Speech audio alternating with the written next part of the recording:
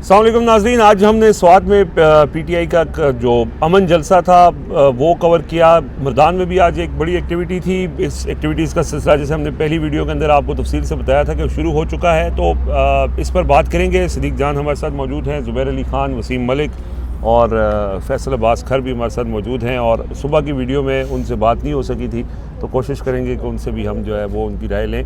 और बड़ा ज़बरदस्त इन्होंने ट्विटर के ऊपर आज जलसे की कवरेज भी की, अपडेट भी करते रहे। सिद्दीक भाई, आपसे आगाज़ करते हैं। सिलसिला तो शुरू हो चुका है। जुनैद अकबर की स्पीच बड़ी सख्त थी और एक नई हमने देखा है कि रूह फूंक दी गई है। सारे जो एक्टिविटीज़ शुरू हुई हैं, वो जो कहा जाता था कि अब शायद लोग 26 नवंबर के बाद ना निकलें, आज भी हम जब वहाँ मौजूद थे, लोगों से भी बात कर रहे थे, हर कोई बहुत चार्ज था इस हवाले से। और बहुत थ्रेटनिंग एक स्पीच थी जुनैद अकबर की। तो कैसे देखते हैं आज? देखें, आज भी क्योंकि मैं एक चीज़ देख रहा था, क्योंकि हम जब आज गए और हमने सवात में इस कन्वेंशन को कवर किया है, तो मर्दान में भी था और कुछ एक्टिविटीज़ चल रही थी, पंजाब में भी, दीगर जगहों पे भी। लेकिन आप ख़ास तौर पे जब केपीके में आते हैं, कोई भी कन्वेंशन अटेंड करने आते हैं, कोई भी पॉलिटिकल एक्टिविटी को कवर करने आते हैं, तो केपीके वाले जितनी मोहब्बत करते हैं और जितना फिर आपका मिलना मिलाने शुरू हो जाता है, तो उस दौरान फिर आप बहुत सारी चीज़ें जो हैं वो दीगर जो चल रही होती हैं सोशल मीडिया पे, जिनको आपको देखना होता है या किसी से बात करनी, तो आप नहीं कर पाते। आज भी यही हुआ, हम उस कन्वेंशन से फ्री हुए, तो फिर उसके बाद हम मुख्तलिफ दोस्तों को मिलने मिलाने में इतने बिजी हो गए कि वीडियो भी हम बहुत ताख़ीर से कर रहे हैं। देखें, मैं इसलिए बात कर रहा हूँ कि आज शायद हम मुकम्मल अहाता ना कर सकें कि पूरे दिन में क्या हुआ है। देखें, चाहे वो 3 का प्लेटफॉर्म हो, चाहे वो वसीम मलिक साहब जो पॉलिटिकल अपना को व्लॉग करते हैं या हमारे दीगर दोस्त करते हैं, हम अब जब भी हम अपनी वीडियो करेंगे तो ऐसे दिन आ गए हैं कि आपको एक वीडियो में पूरे दिन की, पूरे मुल्क की एक्टिविटीज़ को कवर करना है। मसलन मैं देख रहा था कि आज जीडीए और पीटीआई की उधर वो एक प्रेस कॉन्फ्रेंस हुई मुश्तरका। फिर इसी तरह से मैं देख रहा था कि आज कोई असम्बली के अंदर भी खासा प्रोटेस्ट हुआ है। आज कोई अदालती मास में बहुत सारी खैर डेवलपमेंट्स हुई हैं और बहुत सारी ऐसी चीज़ें हुई ना जिनको आपको इकट्ठा करके बताना चाहिए, लेकिन वो ज़ाहिर आप नहीं बता पाएंगे अभी। देखें, अब बात जो है ना वो तकरीरों से आगे चली गई है। आज सबात का जो कन्वेंशन था उसमें बात तकरीरों से आगे चली गई है। आज मुराद सईद की जो स्पीच थी उसमें मुराद सईद ने कहा कि जिरगे के फैसलों से आपको आगाह करना चाहते हैं, और 2-3 फैसले हुए। पहले जिरगे ने फैसला ये किया कि अब जब इमरान खान साहब की रिहाई के लिए कॉल आएगी तो भरपूर उसमें शिरकत होगी। और एक चीज़ आप नोट करें, देखें, जब भी मुराद सईद अपना जिक्र करेंगे कि मालाकंड मेरा इलाका है, सवात मेरा इलाका है और मैं आपको बता रहा हूं कि हमारे लोग जाएंगे, तो जब मुराद सईद अपने लोगों को ऑन करेंगे और अपने लोगों को अपना वो करेंगे कि भाई अगर आप जब निकल रहे हैं तो मेरी इज्जत आपने रखनी है, और आपने इमरान खान के लिए निकल रहे हैं, तो उसमें फिर लोगों का मान बढ़ जाता है। और मुराद सईद की जैसे लोगों से तौकात बढ़ती है, तो लोग भी मुराद सईद, ज़ाहिर मुराद सईद ने इस खित्ते के लिए किया और मुराद सईद ने इस धरती के लिए किया, इस इलाके के लिए किया, सूबे के लिए किया, तो लोग ज़्यादा चार्ज होते हैं उनकी बात के ऊपर। फिर दूसरा देखें कि मुराद सईद ने कहा कि हम जो है वो ड्रोन जो हमला हुआ है काटलिंग वाला, इसके जो मुतासरीन हैं उनको अकेला नहीं छोड़ेंगे और सूबाई हुकूमत को कहते हैं उनके साथ खड़े हो। और साथ उन्होंने एक बड़ा ऐलान किया। देखें, ये उनकी स्पीच का मुझे जो सबसे सेंसिटिव पार्ट लगा है ना, वो ये लगा कि उन्होंने कहा कि हम इस खून को रायगा नहीं जाने देंगे और हम FIR करवाएंगे, इस वाक़े की FIR करवाएंगे। देखें, इस वाक़े की FIR की दरख्वास्त जब दी जाएगी, आप देखते हैं कि कौन देगा, क्योंकि उसमें उन्होंने डॉक्टर अमजद साहब का, डॉक्टर साहब है ना अमजद साहब, उनका जिक्र किया, दीगर लोगों का जिक्र किया, और उन्होंने कहा ये जिरगा FIR करवाएगा। अब जब FIR की दरख्वास्त देंगे, FIR तो होनी कोई नहीं है, एक नया महाज खुलेगा। अच्छा, एक चीज़ और देखें कि जो तीसरा इशू है ना, जो मिनरल्स वाली कंट्रोवर्सी बनी है, ये नून लीग तो खुश हो रही है ना कि पीटीआई आपस में लड़ पड़ी है, सलमान राजा कुछ और बयान दे रहे हैं, अली अमीन गंडापुर के ऊपर बड़ी चढ़ाई हो गई है, बड़े डिफेंसिव पे चले गए। नून लीग को अंदाजा नहीं है कि ये नून लीग और इस निज़ाम के खिलाफ ये चीज़ आ रही है। देखें, केपीके के अंदर जो पीटीआई का वोटर और सपोर्टर नहीं भी है, वो भी पीटीआई के साथ, पीटीआई के सेंटिमेंट्स के साथ खड़ा हो गया है। पीटीआई की गवर्नमेंट एक अलग चीज़ है, पीटीआई अलग चीज़ है केपीके में। अब पीटीआई जिस तरह से पूरे दुनिया के अंदर पीटीआई का वर्कर सपोर्टर खड़ा हो गया है इस मिनरल्स एक्ट के खिलाफ, तो केपीके के ये एक इशू भी एक मिल गया है। देखिए, एक इमरान खान की रिहाई तो इशू है ही सही केपीके के लोगों के लिए जो पीटीआई का वर्कर है, सपोर्टर है। दूसरा अमन, जिसको मुराद सईद बहुत इमरान खान की रिहाई के साथ दूसरे नंबर पर रख रहे हैं, वो केपीके का अमन जो है वो केपीके के हर शहरी, हर रहने वाले की जरूरत है। तो ये भी सेंटीमेंट्स उनके साथ आ गए। आप मुझे बताएं ना कि अमन के मामले पर पीटीआई के अलावा ना एएनपी बात कर रही है, ना पीएमएलएन तो है ही नहीं, खैर लेकिन चले अगर थोड़ी सी है भी हजारा में, वो नहीं बात करे, पीपल्स पार्टी बात नहीं करे, बल्कि एएनपी हो, पीपल्स पार्टी हो, नून लीग हो, ये सारे तो उसके ऑन ही नहीं करते, ऑन ना सिर्फ ऑन नहीं करते बल्कि ये तो इस निजाम के साथ खड़े हुए हैं ना। और फिर मौलाना फजल रहमान साहब को आप देख लें, मौलाना फजल रहमान साहब तकरीरें तो कुछ ना कुछ करते हैं सख्त, लेकिन मौलाना साहब भी केपीके के ग्राउंड सेंटीमेंट्स को उस तरह से नहीं उनको कर पा रहे कि मौलाना साहब ऐसे लगे कि मौलाना साहब केपीके के लोगों के जज्बात की तर्जमानी कर रहे हैं। मौलाना के पास भी लाएमल नहीं है कि मौलाना करे ना एक्टिविटीज, भाई पीटीआई तो एक्टिविटी कर रही है। पीटीआई 6 को पेशावर में निश्तर हॉल में जलसा कन्वेंशन करती है, या 10 अप्रैल को निश्तर हॉल में कन्वेंशन होता है, या मर्दान में होता है, या सवात में होता है। 4 एक्टिविटीज उन्होंने 4-5 दिन में कर छोड़ी हैं, और सब एक्टिविटीज में वो अमन पे बात करते हैं, दहशतगर्दी के खिलाफ ये जो एक ऑपरेशन की बात हो रही है उस पर बात कर रहे हैं। आपने एक चीज़ नोट किया कि जब आज हम सवात में लोगों को मिले तो वो कहते हैं हम खौफजदा हैं, हम जहनी अजियत का शिकार हैं, हम यहाँ से डिस्प्लेस हुए थे, हम यहाँ से गए थे। फिर देखें एक और जो आप चीज़ देखें, एक तो जाहिर है लोगों का रोजगार, आपने सवाल भी उनसे किया था, कुछ तो लोग हैं जिनको अल्लाह ताला ने बड़ा नवाजा हुआ है, वो तो ऐसे शहरों में शिफ्ट हो गए होंगे जहाँ पे उन्होंने घर किराए पे ले लिए होंगे, लेकिन ऐसे लोग जिन बेचारों के पास पैसे नहीं थे, और मोस्टली वो लोग थे, उन्होंने क्या किया होगा। फिर एक चीज़ और लास्ट बात यह है, देखें केपीके का जो कल्चर है ना, उनकी जो रवायात हैं, आप केपीके में देखें, मतलब आपको ख़वातीन बाहर उस तरह से नज़र नहीं आती जैसे और जगहों पे आपको नज़र आती हैं। वहाँ पे बहुत इस हवाले से एक है कि ख़वातीन नहीं मतलब सामने आती, और एक पर्दे का कल्चर। अब वो खौफजदा है। देखें उस वक्त जब आईडीपीज़ कैंप में आके रह रहे थे, किस साल में रह रहे थे यार, जिनके बड़े बड़े घर थे, बेचारों को घर छोड़ के जाने पड़े। और आज भी कुछ इलाके केपीके के जहाँ आज तक दोबारा लोग वापस नहीं जा सके। सर पूरे केपीके के अंदर लोग इस वक्त खौफ का शिकार हैं कि दोबारा कोई जंग तो शुरू नहीं होने जा रही, और वो इस वजह से पीटीआई के साथ आगे खड़े हो रहे हैं कि ये वो लोग हैं जो इस अगर ऑपरेशन है तो उसको रोकेंगे। देखें हमारे वो दोस्त हैं ना इस्माइल भाई, जिनसे हमारी पेशावर में लास्ट मुलाकात हुई थी, इस्माइल भाई ना वो कहते हैं कि देखें केपीके में जब ऑपरेशन हुआ था ना, वो कहते हैं आप तो दोनों केपीके से हैं, आपके सामने बात करना मतलब वो जैसे वसीम मलिक कहते हैं कि सूरज को चिराग दिखाने के मुतरादिफ है। लेकिन वो कहते हैं इस्माइल भाई कि जब ऑपरेशन हुआ था तो लोगों ने बड़ा सफ़र किया, लोगों के अपने चले गए, लोगों के अपने बिछड़ गए, लोगों ने बहुत अजियतें तकलीफ़ें बर्दाश्त की, गुर्बत सब कुछ हुआ। लेकिन जब इमरान खान फैक्टर आया केपीके में, लोग अपने दुख दर्द तकलीफ़ें भूल गए। वो कहते हैं आज लोग दोबारा खौफ का शिकार हैं, और वो कहते हैं अल्लाह ना करे, अल्लाह ना करे, अल्लाह ना करे, अगर इमरान खान फैक्टर को आप साइड पे कर दें तो ये तो पता नहीं हालात कहाँ की कहाँ चले जाएंगे।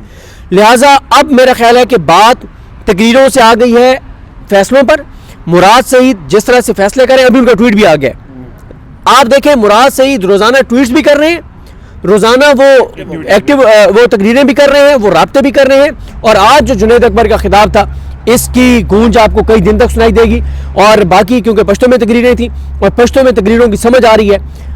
अब आप देखें ना, ये जो कन्वेंशन पीटीआई के हो रहे हैं ना, ये कन्वेंशन कोई नून लीग को दिखाने के लिए नहीं हो रहे, ये कोई सोशल मीडिया के लिए नहीं हो रहे, ये इसलिए नहीं हो रहे कि सारे ट्वीटिंग करेंगे, सारे वो पश्तो में 90% गुफ्तगू कर रहे हैं। इट्स मीन कि वो ग्राउंड पे लोगों को खड़ा करना चाह रहे हैं, वो लोगों को लोकल कम्युनिटी को बता रहे हैं। सर लोग ना इमरान खान की आप रिहाई की बात करेंगे ना, मेरे इस पर बड़ा मुख्तलिफ पॉइंट ऑफ व्यू है, मेरे दोस्तों की मुझसे बड़ी इस पर बहस रहती है।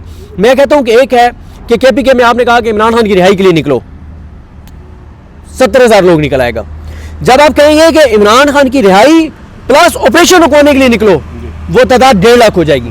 जब आप कहेंगे इमरान खान की रिहाई और अमन और मिनरल्स, वो तादाद 3 लाख पे चली जाएगी।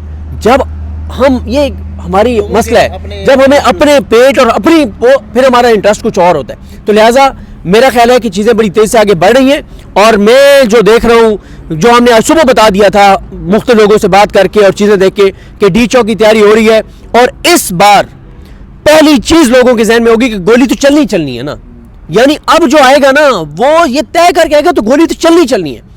तो ये चीज़ें बड़ी ख़तरनाक तरफ जा रही हैं। अगर टॉक्स कामयाब ना हुई तो मैं चीज़ें खुदा न खास्ता बहुत ख़राब देख रहा और हूँ। बिल्कुल सही आपने कहा है कि जी इससे पहले कि उनके घरों पे ड्रोन बरसाए जाएं, वो कह रहे हैं गली चलें गोली बर्दाश्त करके अगर हम इसको रोक सकते हैं तो हम इसको रोकेंगे। मैं जुबैर साहब से जाने से पहले फैसल अब्बास खान साहब से ज़रा आज के हवाले से राय लेता हूँ। फैसल साहब सुबह भी आप गुफ्तगू नहीं कर सके थे, लेकिन ज़ाहिर है आपने सारी चीज़ें उसके लिए हम क्लोजली कवर भी की, लोगों ने कमेंट्स भी किए आपके हमदर्दी में, बड़ी आपकी फॉलोइंग भी है, उससे हमें अंदाज़ा हुआ है। आप कैसे देखते हैं सारे मामले को? ये वैसे जो सुबह मैं गुफ्तगू नहीं कर सका ना, वो छोटी सी ज़्यादती थी। जो छोटी सी ज़्यादती जो है वो उम्मीदें फ़्लाइट आई थी जिसमें नवाज़ शरीफ साहब आए थे और एक साफ़ी के साथ हुई थी। अच्छा, आज जो हमने कवर की इस सारे इसको कन्वेंशन को, एक चीज़ जो मैंने वहाँ पर नोट किया है, हमने चूँकि जो डी चौक पर फाइनल कॉल थी तहरीक इंसाफ की, उस वक्त कारकुनान को जो रियासती जबर का सामना रहा, तो टीवी चैनल्स के ऊपर और जो हुकूमती साइड के कुछ लोग हैं या सहाफ़ी हैं, वो एक बयानिया बनाते हैं कि 26 नवंबर को जितनी मार पड़ी थी ना, या 26 नवंबर को जो रियासती जबर था, उस रियासती जबर के बाद अब लोग नहीं निकलेंगे। मिसाल के तौर पे तहरीक इंसाफ कॉल देगी, लोग नहीं निकलेंगे। मैंने तकरीबन 5 से 6 लोगों के शॉट्स लिए इस हवाले से कि यार 26 नवंबर की जो कॉल थी, गोलियां लगी लोगों को, लोगों ने जो है वो मज़ामत की। अब दोबारा कॉल आती है डी चौक की, तो क्या आप बढ़ेंगे डी चौक की तरफ? क्योंकि फिर कहा उस तरफ से ये जाता है कि वहाँ से जो है वो गोलियां बरसाई जाएंगी, शेल लगेंगे, ये होगा वो होगा। तो जो मैंने 4-5 लोगों से पूछा, उनका ये कहना था कि भाई इमरान खान जो है वो एक मरतबा कॉल लगा के तो देखें, कॉल करके तो देखें, फिर हम कैसे पहुंचते हैं डी चौक पर। तो मेरे ख्याल में ये केपीके की तरफ ये जो एक्टिविटीज़ हैं, तो लोगों को अच्छे खासे लोग मोबिलाइज भी हो रहे हैं। और ये जो एक बात है कि जनाब 26 नवंबर को जो मार पड़ी है उसके बाद लोग नहीं जाएंगे डी चौक की तरफ, मेरे ख्याल में ये गलत बयानिया है। सही है, बिल्कुल ये सही कह रहे हैं। और इन्होंने जो रिकॉर्ड किया ना, वो उसमें से आधे से ज़्यादा ये कंटेंट लगा ही नहीं सकते। अच्छा, ज़ाहिर है वो वहाँ जो लोग गुफ्तगू कर रहे थे, जुनैद अकबर जो एक सीनियर पॉलिटिशियन हैं, 3 बार एमएनए रह चुके हैं, 25 साल से सियासत कर रहे हैं, वो जब इस ज़िम्मेदार पोजीशन पे रह के इतनी सख्त गुफ्तगू कर रहे हैं, तो आप इमेजिन करेंगे जो नीचे लोग हैं जिनको उन्होंने इस बात का जिक्र किया। उन्होंने कहा कि एक तो हमारा सब्र का पैमाना लबरेज हो गया, दूसरा मेरे ऊपर वर्कर्स का प्रेशर है। आज मैं यहाँ बैठा हुआ था तो हर कोई मुझे ये कह रहा था कि आप खान साहब का इंतज़ार ना करें कि उनकी कॉल आती है या नहीं आती, हमें निकलना चाहिए, खुद निकलना चाहिए। तो वर्कर्स जुबैर साहब लीडरशिप को ये मजबूर कर रहे हैं इस बात के ऊपर कि वो अगर नहीं भी थोड़े से ढीले भी पड़ते हैं तो वर्कर्स का प्रेशर ऐसा ही है। और आपने वसीम साहब, आपने भी लोगों से ज़ाहिर है वहाँ पे गुफ्तगू भी की, बात भी की, तो आप ज़रा इस मामले को आप ये अच्छा कर रहे हैं, वसीम मलिक से ये चाय पीने से पहले बात कर रहे हैं। जितनी ये चाय है ना, जिस तरह की, तो वसीम मलिक वैसे ही बहुत सख्त बातें करते हैं, और अगर ये चाय का कप पी के बात करेंगे तो फिर और ज़्यादा खतरनाक हो जाएंगे, और तेज़ हो जाएंगे। तो ये अच्छा है। इतनी सख्त गुफ्तगू, चाय पीने के बाद मैं ज़्यादा चाय बहुत बेहतरीन है, ये कोयटा होटल की चाय है। अच्छा, मुझे एक सवाल का जवाब आज हम वैसे उधर भी हम आपके साथ ही होते हैं, तो कभी मैं सोचा था मैं पूछूंगा, आपके ऊपर ये इल्ज़ाम भी रहता है कि आप सख्त गुफ्तगू करते हैं, क्यों करते हैं साहब? देखिए, सख्त गुफ्तगू क्या होती है? रिपोर्टर का काम रिपोर्ट करना है। आप अदालत में आइन और कानून को पामाल करेंगे तो हम गुफ्तगू करेंगे, उसे रिपोर्ट करेंगे। ऑब्वियस है कि वो अगर आपकी मंशा के ख़िलाफ़ जाएगी तो वो सख्त होगी। अगर आप लोगों को एक्सपोज करेंगे, नेम एंड शेम करेंगे, अगर आप इदारों को एक्सपोज करेंगे, नेम एंड शेम करेंगे, तो वो फिर आजकल हमारे यहाँ ये ज़रा इस ज़ुमरे में लिया जाता है कि ये सख्त है। बल्कि इससे भी बढ़कर बहुत सारे ऐसे अलकाबात हैं जो दिए जाते हैं जो इससे कबल हमने एटलीस्ट नहीं सुने थे। वोकैबुलरी में भी बहरहाल अब इजाफा हो रहा है ना, नए नए बहुत सारे नाम ऐसे सुन के। अच्छा देखिए, इस सारे मामले में ना हम जो गुफ्तगू कर रहे हैं पाकिस्तान तहरीक इंसाफ की और बिलखसूस डी चौक की, और उस हवाले से कि हम खैबर पख्तूनख्वा से होके आ रहे हैं और वहाँ के लोगों से बात की है, जो इस वक्त हमारी रियासत का, इस वक्त भी नहीं बल्कि गुज़श्ता 2 से 2.5 सालों में जो सबसे बड़ा उनका मिशन रहा है ना, वो मुझे पूरा होता हुआ पहले भी दिखाई नहीं दे रहा था और आज भी उस पर मोहर सब्त हुई है। अच्छा। और वो है कि इस मुल्क के अवाम को होपलेस कर देना, वो नाउमीद हो जाएं, वो इस सिस्टम से किसी किस्म की इख्तलाफ ना करें, कोई आवाज़ ना उठाएं, कोई एहतजाज ना करें, और इस बात पे कन्विंस्ड हो जाएं कि कुछ भी नहीं हो सकता और ये ऐसे ही चलता रहेगा, ऐसे ही चलता रहेगा। तो उसमें फिर इससे कबल भी हमने देखा, चले हमारे पास एक रीसेंट मिसाल 26 नवंबर की। आपको याद होगा कि जब 24 नवंबर को अली अमीन गंडापुर एक चाय की प्याली पर वो अपना पूरा काफिला जो है वो बेच के चले गए थे 12 अजला क्रॉस करके 4 अक्टूबर को 5 अक्टूबर को। तो उसके बाद एक डिबेट थी कि अब सब खत्म हो गया, अब तो पीटीआई निकलेगी नहीं, अब तो कारकुन किस पे भरोसा करेंगे। वो एक महीना नहीं गुजरा कि लोग फिर 60 से 70 हज़ार की तादाद में इस्लामाबाद पहुंच गए थे। फिर उसके बाद हमारे पास ये था कि यार अब ये तो हद हो गई है, अब तो गोली चल गई है, अब लोग कहाँ आएंगे, गोलियों का कैसे मुकाबला होगा। और आपको याद है कि हम चाइना चौक के मुकाम पर मगरिब के वक्त खड़े थे, अभी ग्रैंड ऑपरेशन नहीं हुआ था, तो उस वक्त हमारी एक वर्कर से मुलाकात हुई थी जिसके कंधे पर गोली लगी थी और उसे अस्पताल गया था और वहाँ से वो बैंडेज करा के फर्स्ट एड लेके वापस आ गया था।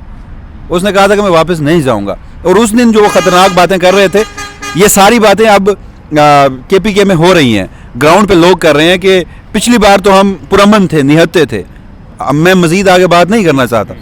अच्छा, फिर इसके बाद हमने ये भी देखा कि आज जिन तकारीर की आपने बात की, जितनी भी सख्त तकारीर होती रहती हैं, लेकिन जो सामने खड़ा है, जो सुन रहा है, वो रिस्पॉन्ड कर रहा है, वो सबसे बड़ी बात थी।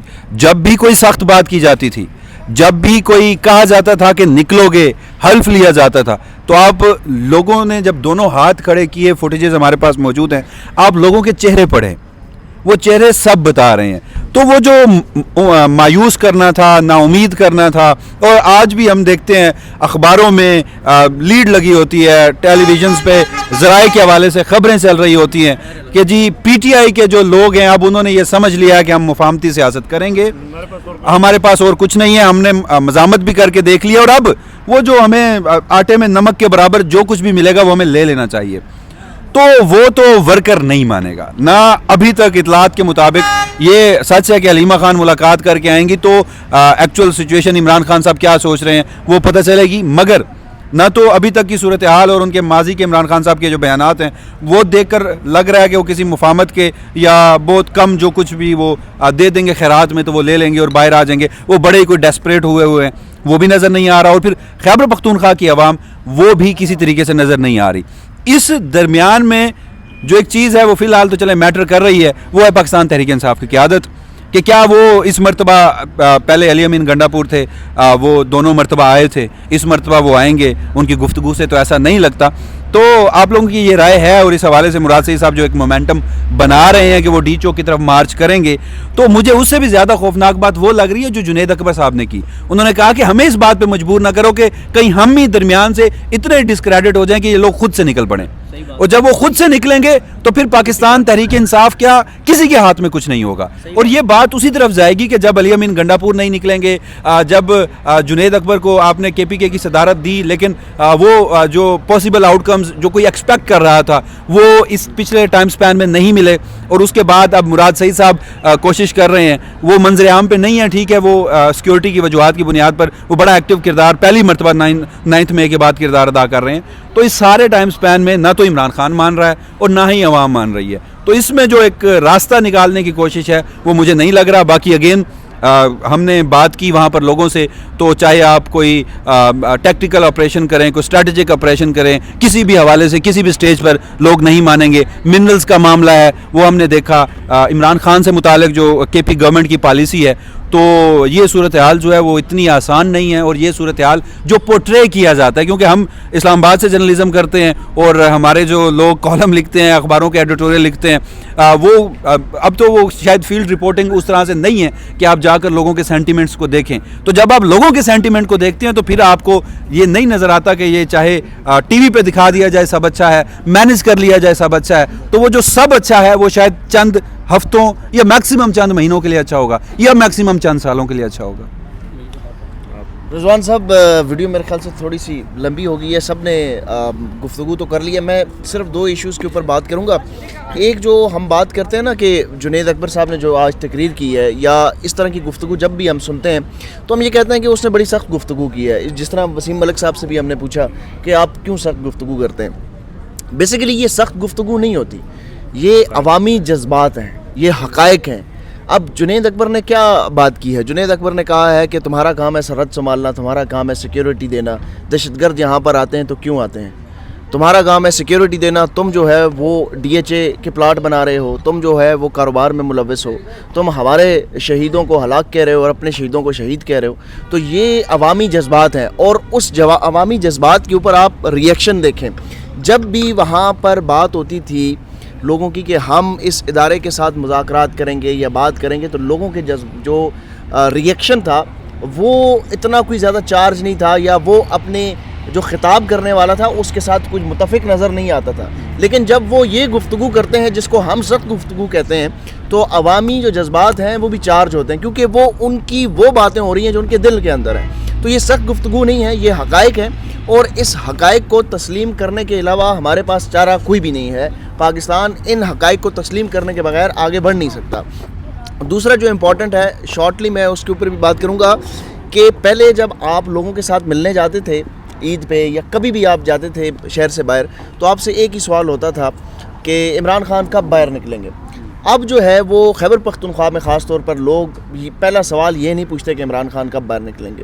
पहला सवाल उनका अब ये हो गया है कि क्या खैबर पख्तूनख्वा में ऑपरेशन शुरू होगा या नहीं होगा।